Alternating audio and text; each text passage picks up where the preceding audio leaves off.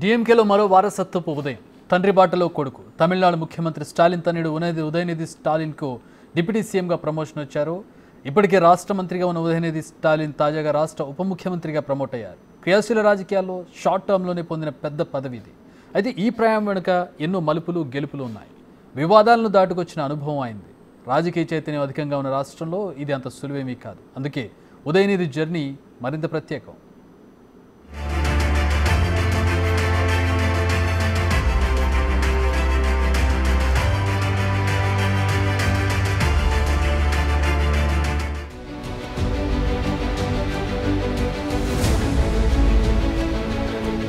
ఊహించిందే అయినప్పటికీ తమిళనాడు రాజకీయాల్లో ఇది అనూహ్యమైన మార్పుగానే చూడాలి. తమిళ పాలిటిక్స్ లో మూడో తరం లీడర్లు రాక ఇటు పార్టీలో అటు ప్రభుత్వంలో కొత్త ఊపిరికి కారణం అయిందనడంలో సందేహం లేదు.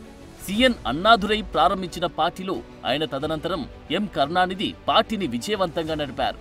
కరుణానిధి తర్వాత పార్టీని ప్రస్తుత ముఖ్యమంత్రి ఎం కరుణానిధి స్టాలిన్ పరుగులు పెట్టిస్తున్నారు. ఇక స్టాలిన్ కూడా పాత తరాన్ని ఫాలో అవుతూ తన పుత్రరత్నాన్ని కూడా పాలిటిక్స్ కు దగ్గర చేశారు. గత కొంతకాలంగా పార్టీలో క్రియాశీలకంగా పనిచేస్తున్న స్టాలిన్ కుమారుడు ఉదయనిధి స్టాలిన్ సూపర్ ఫాస్ట్ జర్నీలో కేబినెట్ మంత్రిగా కూడా పనిచేశారు. ఇక ప్రస్తుతం కొత్త కేబినెట్ విస్తరణలో ఉదయనిధి స్టాలిన్ కు డిప్యూటీ సీఎంగా ప్రమోషన్ దక్కింది. కోలీవుడ్ నుంచి డిప్యూటీ సీఎంగా ఎదిగిన ఉదయనిధి స్టాలిన్ ప్రయాణం చాలా ఆసక్తికరంగా సాగింది. తమిళనాడు మాజీ ముఖ్యమంత్రి దివంగత నేత ఎం కరుణానిధి తన కుమారుడైన ఎం స్టాలిన్ ను 2009 మే 29న తమిళనాడు ఉప ముఖ్యమంత్రిగా చేశారు.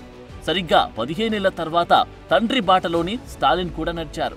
2024 సెప్టెంబర్ 29న తన తనయుడు ఉదయనిధి స్టాలిన్ ను ప్రభుత్వంలో తన డిప్యూటీగా అభిషేకించారు. ఈ చర్యతో డీఎంకేలో వారసత్వ మార్గానికి అధికారిక ముద్ర వేశారు. అయితే ఈ సారూప్యత ఇక్కడ వరకు మాత్రమే ఉంది. ఎందుకంటే స్టాలిన్ ఉప ముఖ్యమంత్రి అయ్యే సమయానికి అప్పటికే 4 సార్లు ఎమ్మెల్యేగా, చెన్నై మేయర్గా 3 దశాబ్దాలకు పైగా క్రియాశీల రాజకీయాల్లో ఉన్నారు. దీనికి విరుద్ధంగా ఉదయనిధి రాజకీయ ఎదుగుదల చాలా వేగంగా జరిగింది.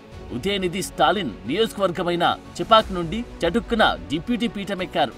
కోలీవుడ్లో నిర్మాతగా, నటుడిగా దశాబ్ద కాలం పాటు కొనసాగిన తర్వాత 2021లో తొలిసారిగా శాసనసభ్యుడిగా మారారు ఉదయనిధి. తర్వాత 19 నెలల్లోనే క్రీడా మంత్రిగా క్యాబినెట్లోకి ప్రవేశించారు. నిజానికి గత 5 ఏళ్లలో డీఎంకేలో ఉదయనిధికి ఇది 4వ పదోన్నతి. 2019లో పార్టీ యువజన విభాగం కార్యదర్శిగా నియమితులై 2021లో ఎమ్మెల్యేగా ఎన్నికై గెలిచారు. 2022లో మంత్రివర్గంలోకి చేరి పట్టుమని 4 ఏళ్లు కూడా గడవకుండానే ఇప్పుడు ఉప ముఖ్యమంత్రిగా పదోన్నతి పొందారు. అయితే ఈ పరిణామం అధికార డీఎంకేలో లేదంటే తమిళనాడు రాజకీయ రంగస్థలంలో అంతర్గత డైనమిక్స్ ను మారుస్తుందా అనేది ఇప్పుడు పెద్ద చర్చనీయాంశమైంది. నిజానికి సీఎం స్టాలిన్ మంత్రివర్గంలోకి అడుగుపెట్టినప్పటి నుండి అధికారిక నెంబర్ 2గా ఉదయనిధికి అత్యున్నత పదవి ఇవ్వాలని తరచుగా తర్జన భర్జనలు జరుగుతూనే ఉన్నాయి. అనధికారికంగా ఉదయనిధి తన తండ్రి తరపున తరచు కార్యక్రమాలు ప్రారంభిస్తూ ఉండడం వలన ఈ పరిణామాన్ని అందరూ ఊహించారు కూడా. ఇక ఇతర మంత్రులు తమ శాఖలకు సంబంధించిన పథకాలను వెల్లడించడానికి కూడా ఉదయనిధి కోసం వేచి ఉండాల్సి వచ్చేది.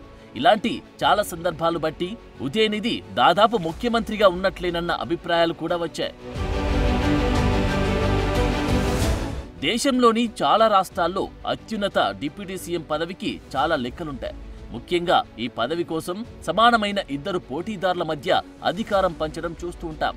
ఇక కుల సమీకరణాలను సమతుల్యం చేయడానికి కూడా ఉప ముఖ్యమంత్రి పదవిని ఉపయోగించడం పరిపాటి. కర్ణాటక, తెలంగాణలో కూడా ఇలాంటి ఉదాహరణలు ఉన్నాయి. ఇక ఆంధ్రప్రదేశ్, మహారాష్ట్రలో కూటమి భాగస్వామ్యానికి డిప్యూటీ సీఎం పదవి ఇవ్వడం కనిపిస్తుంది. అది కాదంటే వివిధ సామాజిక వర్గాలకు చెందిన 5 ఉప ముఖ్యమంత్రులను నియమించిన ఆంధ్రప్రదేశ్ మాజీ ముఖ్యమంత్రి వైఎస్ జగన్మోహన్ రెడ్డిల సామాజిక న్యాయం ఫార్ములా అయిన ఈ పదవిని అందిస్తాయి. కానీ ఉదయించే సూర్యుడు పార్టీలో డిప్యూటీ నియామకానికి ఇలాంటి లెక్కలేమీ లేవు. సామాజిక న్యాయానికి తమిళనాడులో పాలనను మెరుగుపరచడానికి ఎటువంటి సంబంధం లేదనే విధంగా నిర్ణయం తీసుకున్నారు సీఎం స్టాలిన్. నిజానికి దీన్ని ఉప ముఖ్యమంత్రి అపాయింట్మెంట్ అని కూడా అనలేం. ఎందుకంటే స్టాలిన్ తన రాజకీయ వారసుని స్పష్టంగా ప్రజలకు, పార్టీకి చూపించారు. ఉదయనిధి స్టాలిన్ పురోగతి, పంజాబ్ అకాలీదళ్లో దివంగత ప్రకాష్ సింగ్ బాదల్ ఆయన రాజకీయ వారసుడిగా, తన కుమారుడు సుఖ్బీర్ సింగ్ బాదల్ను డిప్యూటీ సీఎం చేయడం లాంటిదే. అయితే తమిళనాడులో ఈ పరిణామం అక్కడి రాజకీయాల్లో తరాల మార్పును కూడా అంగీకరిస్తుంది అనడానికి నిదర్శనం.